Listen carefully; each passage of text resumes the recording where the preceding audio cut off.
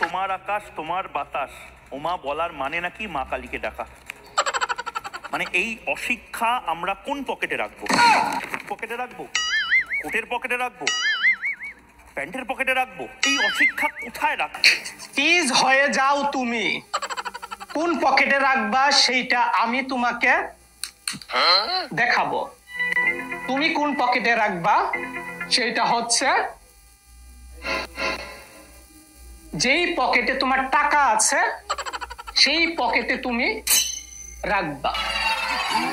আমি একটা জিনিস বুঝি না, এই হকার সাংবাদিক এত কথা বলে, এত অঙ্গভঙ্গি করে যা কিনা অন্য কোনো সাংবাদিক করে না।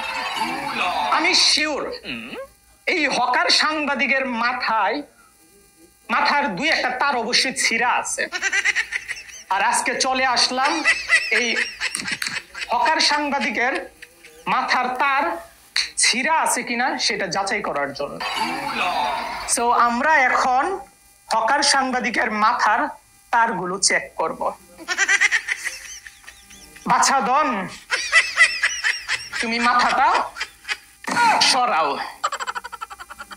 তোমার মাথায় কি আছে সেটা আমরা দেখি।